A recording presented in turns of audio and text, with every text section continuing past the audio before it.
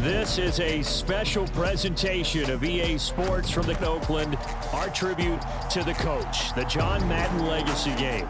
I'm Brandon Gaudin here to take you through the proceedings, and coming up, we're going to tell the story of a man who was truly larger than life and whose impact on the sport of football certainly is going to live on for decades and decades to come.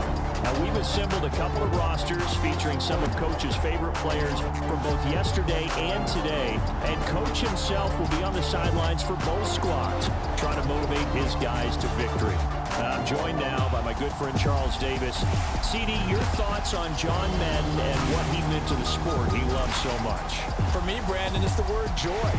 He brought that to the game of football, brought the game to so many people. He stayed involved his entire life. And moving forward, when you think of football, you're always going to think John Madden.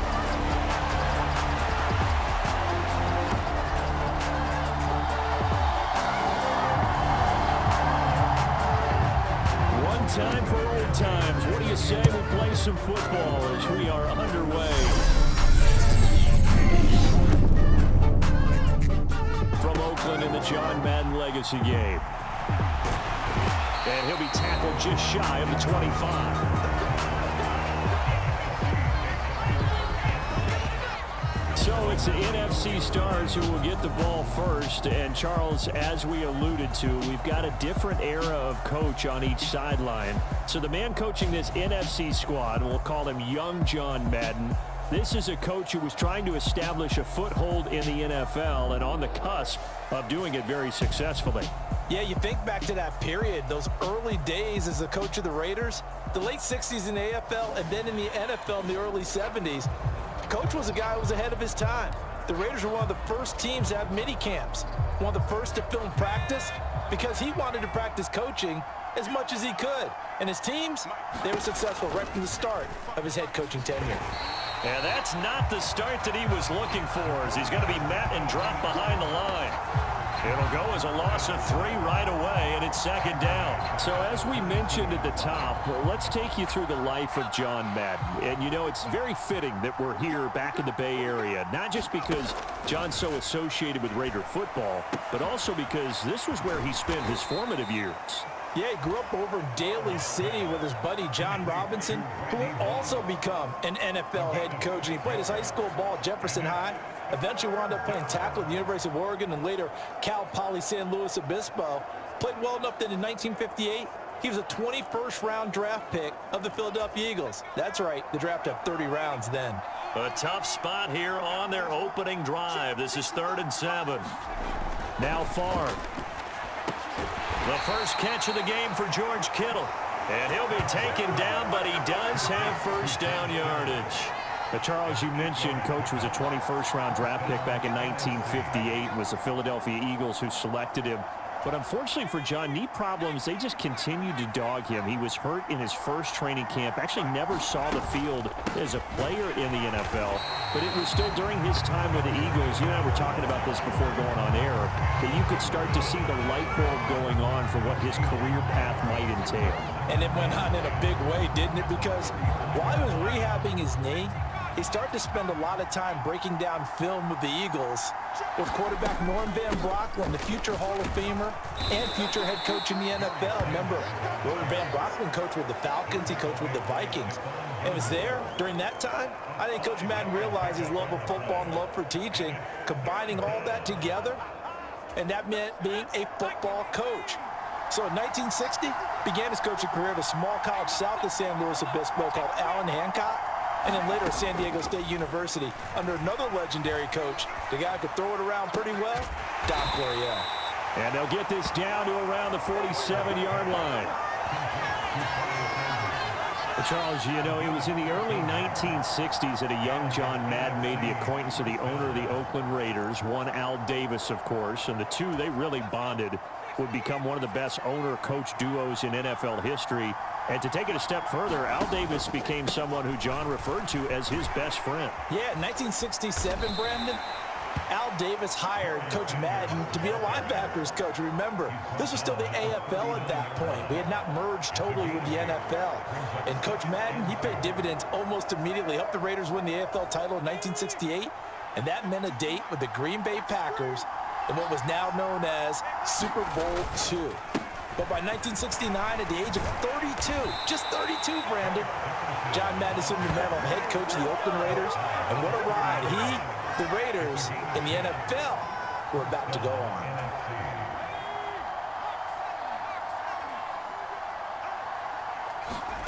They'll throw on first down with Favre.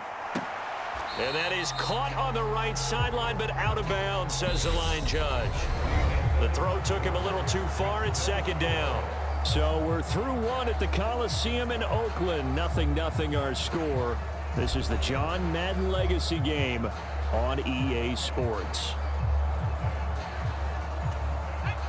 So now 2nd and 10 after the incompletion on first down. Up the middle they go with Sanders. A short gain here, maybe a yard to the 29. Charles, you talked about John Madden and the Raiders going on a ride. Well, try these numbers on for size. In 10 seasons as a head coach, the Raiders won their division 7 times. They finished second the other 3 times. And he became the youngest coach to amass 100 career regular season victories and is still, to this day, the franchise leader in wins. And when you think about it, that's where that rivalry with Kansas City really took root. As did the expression, commitment to excellence. And boy, was it personified by the players who played for Coach Madden. On offense, how about quarterback Kenny Stabler, wide receiver Cliff Branch, wide receiver Fred Biletnikoff, tight end Dave Casper, to name a few. How about those great linemen he had? Center Jim Otto, guard Gene Upshaw, tackle Art Shell, all of them in the Pro Football Hall of Fame. And guys on the defensive side of the ball, the Mad Stork himself, Ted Hendricks, Willie Brown, John Matuzak, Otis Sistrunk, and Big Ben Davidson. So many great players, so many great memories. Give him 3 on the keeper there, and it is second down. And if you like defensive football, focus on the defensive end on this play. He does everything exactly right. Reads the play and makes sure he spills it for a small gain. Sanders is not going to get back to the line of scrimmage as they'll tackle him at the 3. Nothing doing there as the 13th play of the drive proves to be unlucky. That's a really alert defense there because they saw the heavy look come in from the offense, countered it with extra linebackers who brought a little bit of speed and heft, and able to really make a big-time play for their defense. Sanders again, and he will carry this one in. Touchdown, NFC. A 3-yard touchdown run. And the NFC takes it all the way down the field to score on their opening drive. He finishes off the drive with a touchdown run, Charles. Remember, he also had a catch on this drive as well. And that's what running backs want to be in today's NFL, a complete back. 3 downs, stay on the field, run it, and catch it. And he gets it done. Morton Anderson now for the extra point.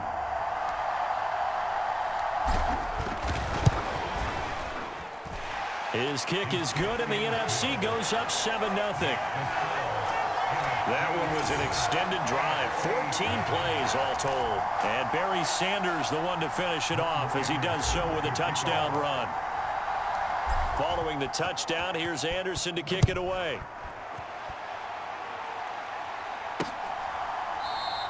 And Hall not going to bring this one out.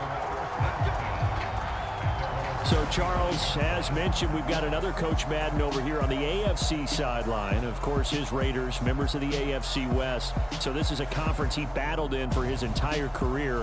And you think about the landscape of the NFL as he was getting into the back half of his tenure. It was a golden era for coaches. You had Don Shula, Tom Landry, Chuck Noll, Bud Grant. But it was John Madden who had the best winning percentage of them all, CD. 759, the best ever.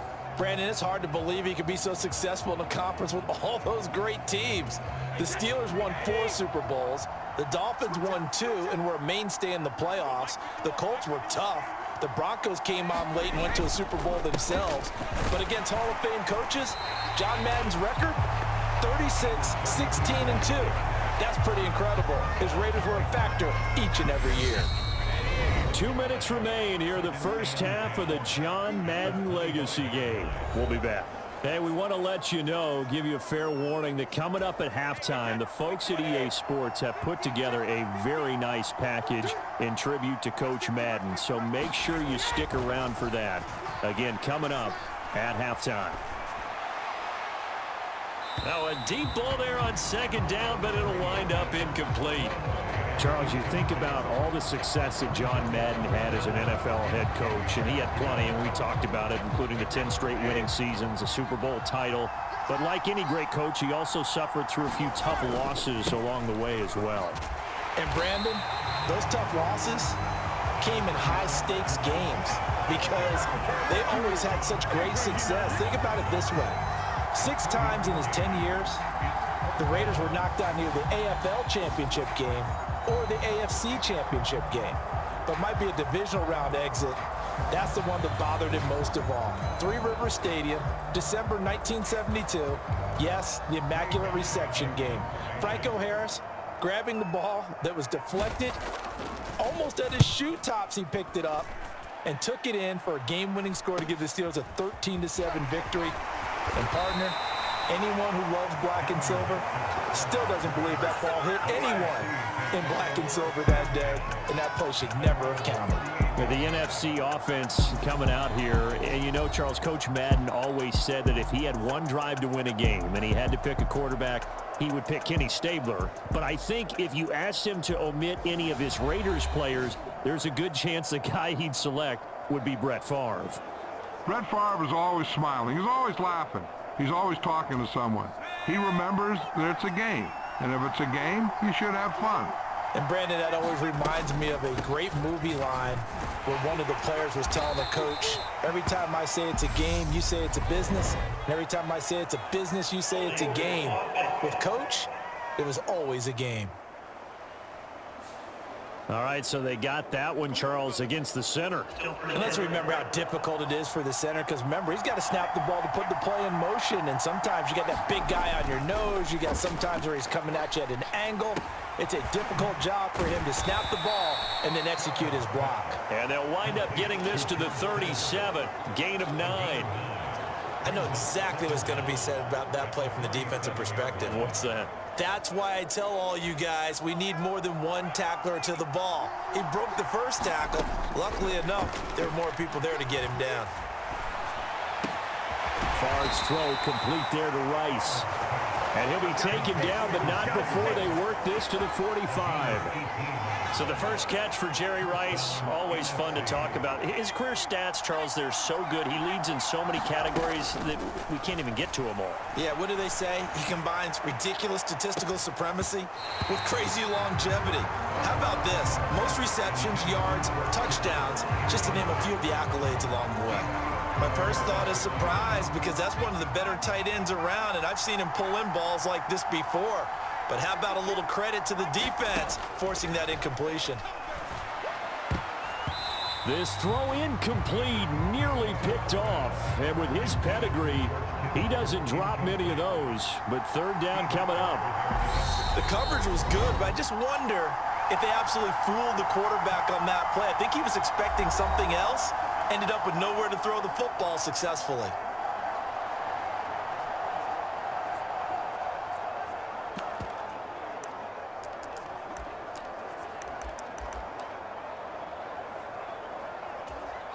And they line up now for what will likely be the last play of the first half.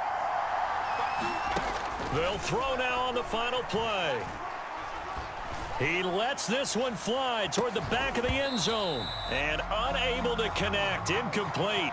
Well, coming up in the second half, we'll run through John's post-coaching triumphs. But for now, we present a special tribute to the man of the hour, narrated by the Raiders' own Trey Mosley.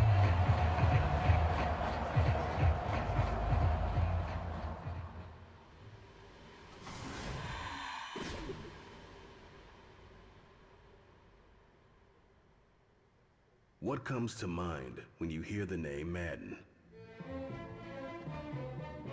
Is it the coach who led the Raiders to their first Super Bowl victory? Perhaps it's the broadcaster who entertained millions of fans. Or maybe it's the video game known simply by his name. But no matter what comes to mind when you hear the name Madden, everyone thinks of one thing: football. The core of it was football. It's the greatest game in the world. The left goes to the right goes to the left.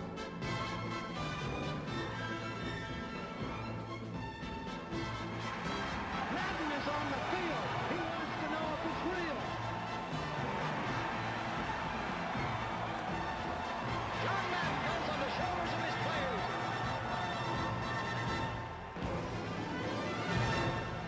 In my mind, John Madden is the most important figure in the history of professional football. Show me somebody else who did it on 3 levels the way John did it. There's nobody.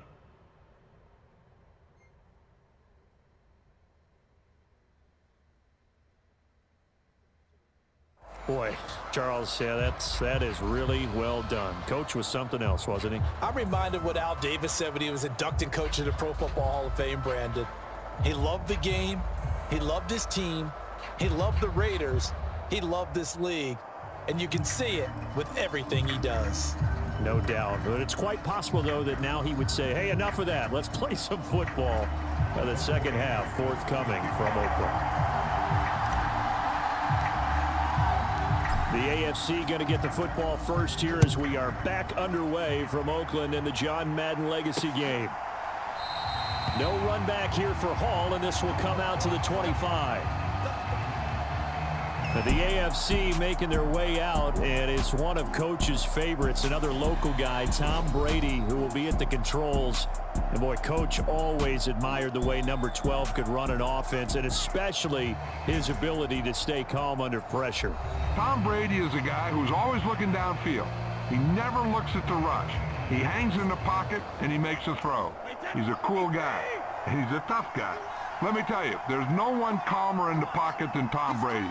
And I know that Coach has a great appreciation for Tom Brady, who turned 45 back on August 3rd, because Coach coached a guy like him in George Blanda, who played a long time in the NFL. In this game, it features legends and active players.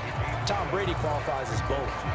So now, Charles, to pick up the story we've been telling, John Madden at 42, he had just completed a 10-year stint as the coach of the Raiders. He wants to step away a bit from the grind of coaching, but he doesn't want to step away from the game of football. So he ends up signing on with CBS in 1979 to try his hand at broadcasting. And much like his coaching career, he was pretty much an instant success.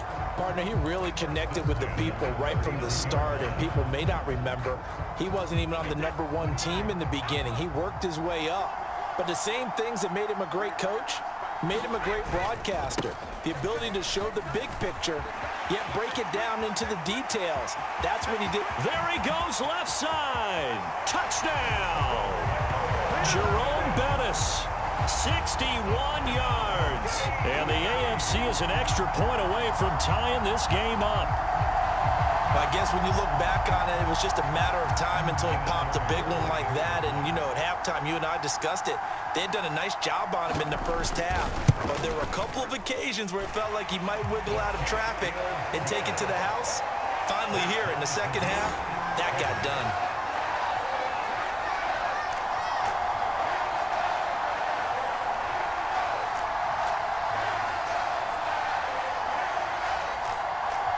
So all square here in this third quarter as the kick's away. Fields it right around the goal line. And he won't quite make it to the 25.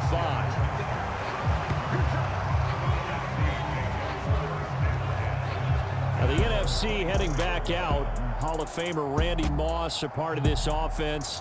And Coach Madden, boy, he always appreciated the ferociousness with which number 84 attacked the football in the air. As Randy Moss says, just chunk it up there, dog, and I'll go get it.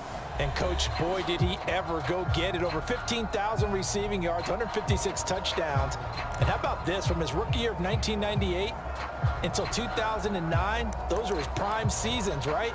He led the league in touchdowns 5 times, but even more so, he showed us all how to go up and get it. Great body control. No one's ever done it better playing the ball in the air. On first down, Favre. This will be caught by Randy Moss. And that's good for a pickup of 10 yards. And that'll leave him with a second and just a few inches left. So for Coach Madden, Charles, by 1981, his broadcasting career is really taking off. He's elevated to the network's #1 booth that calls all the big matchups. And he gets the plum assignment of calling Super Bowl 16, 49ers and Bengals. And he's teamed up with Pat Summerall. And that pairing ultimately would go on to be one of the most influential in sports broadcasting history. Influential not just in us listening to them. Remember, they went on and called 8 Super Bowls together. But how they put together kind of the template that all of us broadcasters follow now. Sitting down with the head coaches and the quarterbacks and the stars of each team before a ball game to get extra information. And the way that those two paired together, Pat Summerall, short, concise, to the point, and turned it over to Coach Madden to fill in all the big details. On 1st and 10, it's Sanders. And this winds up a gain of 4 to the 41. As you mentioned, CD, talking about John Madden, the broadcaster, he called 8 Super Bowls with Pat Summerall, 3 more with Al Michaels later in his career. He spent nearly 3 decades in the booth all told. And not only was he beloved for his mannerisms, we know that, but he was an innovator as well. Yeah, Brandon, you're talking about things like the telestrator, which totally became identified with him, and now it's a staple for all analysts to have in the booth. And then you think about things like turducken on Thanksgiving, when he used words like boom and pow. He helped create the All-Madden team. He was a very popular commercial pitch man. And even the Madden Cruiser was unique, and you had to be someone to get a ride on it, too. 1st and 10, it's Favre. Throw left side, complete to Moss. And he'll be marked down right at the 20-yard line. Now, CD, we did get a little ahead of ourselves talking about John Madden, the broadcaster in the 90s and 2000s, because there was another product during that time period that he became quite famous for, and it's something that you and I know a little bit about, and that's the video game that bears his name. Originally John Madden Football when it was first released back in the late 1980s, and now known the world over simply as Madden. And Coach saw this originally as a way to teach the game of football. The early designs were for a 7-on-7 game, but he said no chance. He would not sign off on it. He wanted to be as realistic as possible. He told them, call me when it's 11-on-11, and he got his wish. Yeah, after that debut, Madden the video game continued to pick up steam through the 90s in a big way, and John himself, many will remember, was a commentator for the series for many years. And now here we are in the 2020s, and this game has sold somewhere in the neighborhood of 150 million copies. It's a 2nd down run with Sanders, and he's going to get this one down inside the 15. So, CD, you look at the accumulation of John Madden's achievements in the world of football, the coaching success, the Super Bowl title, the incredible career as a broadcaster with 12 Emmy Awards, Madden the video game. It was very fitting back in 2006 that John Madden got the call to be enshrined into the Pro Football Hall of Fame. A more deserving person you will not find. He gave an incredible speech on that day, Brandon. So many of his former Raider players were in attendance. He talked about how he envisioned that when the last person turns off the lights in the hall every night, that the bus talk football amongst themselves. And what a discussion that might be. Yeah, he finished his speech by saying, today feels like the 2nd time in my life that I'm being carried off on the shoulders of others. Yet instead of off the field, it's into the Hall of Fame. This has been the sweetest ride of them all.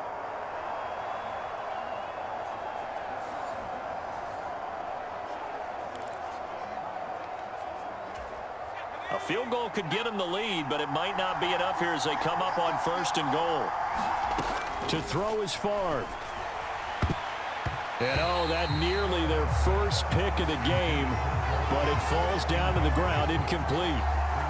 I know in every game we do, we talk about momentum.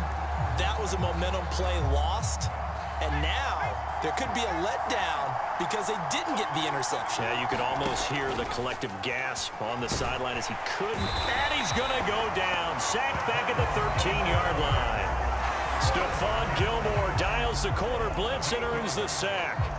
Second goal, last thing you need to do is get pushed backwards to take a sack. But he couldn't find anywhere to go with the football, had to eat it, and ended up on the ground.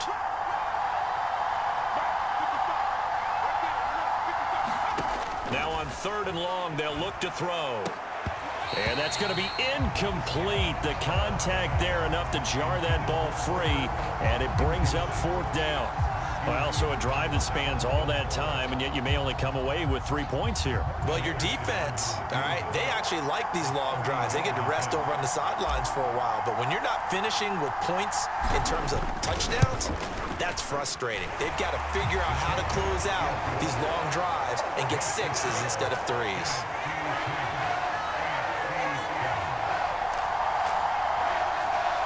So he waited on the sideline for his first chance in the ball game, and it didn't come until the 4th quarter, but he connects there. A big one to give him the lead. Boy, you talk about coming in cold. I don't care how many times you kick it into a net.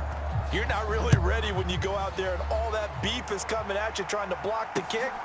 Big spot, and he delivers.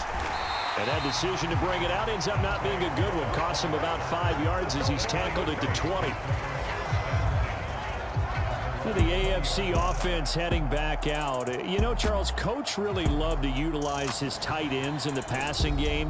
You think about Dave Casper, Hall of Famer for those great Raider teams. And I think he saw a lot of Dave Casper in an all-Madden staple, Tony Gonzalez. Tony Gonzalez is the type of tight end I think everyone's looking for. He's a guy that can make some big plays from that tight end position. Let me tell you, you better make sure you have him accounted for on every play. And that's exactly right, because Dave Casper, he could shred defenses down the middle of the field. And that's exactly what Tony Gonzalez did in his entire career. A 14-time Pro Bowl selection. Only Tom Brady has more. There are 6 guys in the 15,000-yard receiving club. He's the only tight end in there. Tony Gonzalez, every snap he had to know where he was because he could make plays short, medium, and long, and often put the ball in the end zone. So the AFC with the football as we welcome you back. So one play, and they're already just shy of midfield. Now a toss play. Allen. And he'll lose yardage on the play back at the 45-yard line. So their task a little bit more difficult now. 2nd and 13 that they're walking up on. And he can't get a throw off. He's taken down. What a huge play at this point in the game. And now they're looking for 19 yards here on 3rd down following 2 negative plays. Connecting with Hill. Now the AFC going to take a timeout. It's their 2nd as they stop it prior to what will be an important 4th down.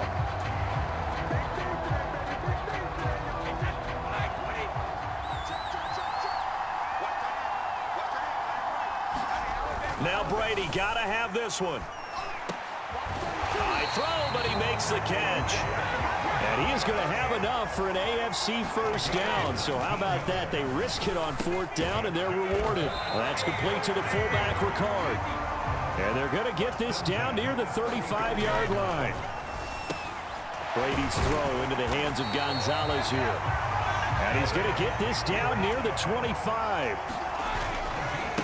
Now a carry for Allen. It's a 6-yard pickup, and it gets him to 2nd and 4. Very much in range for a tying field goal as they hurry to the line. His throw caught right around the 6. And able to get him down, but he does reach the 5. And he'll get him a bit closer as he's down to the 2-yard line. And now the timeout call. So 5 seconds left. And a field goal would send us to overtime. So now one of the biggest kicks of the night is forthcoming. This to potentially send us to overtime. And his kick here is good. And they will tie this game here in the final seconds.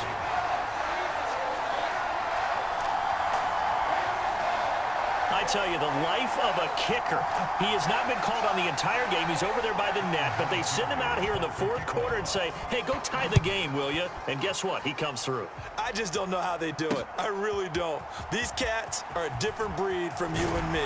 That's a pressure kick, but that one was never in doubt. And we've got free football. 4 quarters done, and we're dead even. We'll have overtime after this timeout.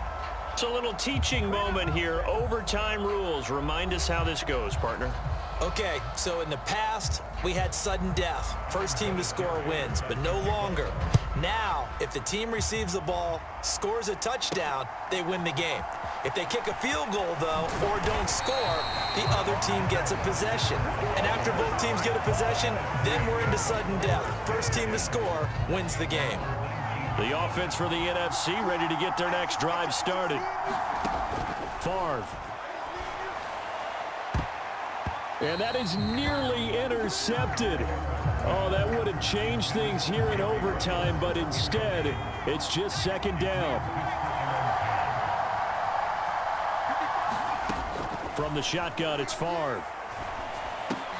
Got a man, it's Randy Moss. He'll be dropped at the 25 after a gain of 6. They kept the receiver in the short field, but that let his quarterback get the ball quickly to him before either guy in double coverage could react. On third down, they turn to Sanders. And he gets it to the 32. Good enough for a first down. 49 yards rushing for him now as he's run it 11 times. And there we saw one of the downsides of blitzing during a rundown, because sometimes you get out of your gaps. You don't fit the run quite as well because you're headed towards the ball carrier with abandon. And that's caught inside the 35. And he'll be brought down at the 27. Well, that certainly changes things here because they're in field goal range already, but a field goal, that's not what they're looking for now, not after that big play right here in overtime.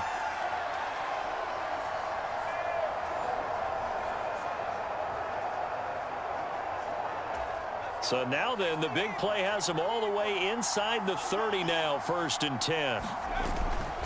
They'll run with Sanders up the middle, and he'll manage to pick up about 4 at second down. And I know you, with every carry, especially in overtime, you're just saying, if you're that ball carrier, hold on to the football. Hold on to it, protect it, but not necessarily settle it, because you're trying to get to the end zone. You're trying to end the game right here. And I know the defensive guys poking, clawing, raking, trying to knock the ball free and protect their end zone. Yeah, like you alluded to, especially this part of the field. Opening drive of overtime, and now facing a 3rd down and 6. Big play coming up. Looking left side, and he's got a man. That's Rice. And they've got this down to about the 12-yard line. Shaping up to be a very efficient opening drive here in overtime. And can you feel the tension building? Because I'm feeling it. All right, I've got the sweaty palms here with each play because of the enormity of what's going on. Each play means so much. And he is in for the score. And it is absolute stunned silence here as they win it on the road in overtime. We needed extra time to decide this one. The rushing score and OT finishes it off, but all throughout, really just a great game to witness. I agree, and the whole time we were watching and working on this game, I had it in the back of my head. We could get to overtime. Just the way this game went, the ebb and flow of it all, and then to get there and finish it what I would call an old school way, a running play, because in today's NFL, we throw the ball to ring the bell, don't we? Not there. They ran it in. And again, just a great, great game that we bore witness to.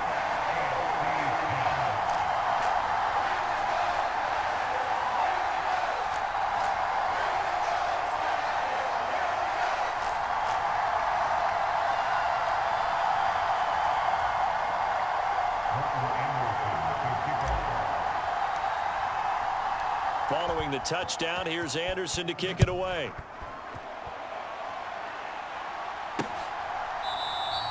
And Hall not going to bring this one out.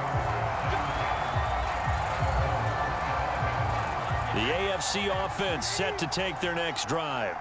Their drive last time, it stalled out. They were forced to take the short field goal. And the key phrase, you nailed it, forced to, because you know coaches look at these short field goals as a last resort, right? To them, that's not how drives are supposed to end. You're supposed to put 6 on the board. That's a consolation prize. Like going to the county fair, you don't get the big stuffed animal on that one, do you? No, you don't go top shelf. That's bottom shelf material. On the toss, here's Allen. And a short 3-yard pickup gets him up to the 15. I think if we put together a job description for a middle linebacker, we would start with being able to hold down things in the middle of the line of scrimmage and be able to take on blockers. But how about the guys who can go sideline to sideline and make plays? Love a guy that can do that. We saw a perfect example of it right there. They get 12 yards back, but it still leads to a 4th and long. Well, that tight end position, it just seems to continue to evolve every year in the NFL. Yeah, you're getting really terrific athletes. A lot of them maybe were wide receivers at one point. They continue to give you speed. So a thrilling finish here in overtime to a game that no one wanted to see end. And for all of us at EA Sports, one final look back as we say, this one's for you, Coach.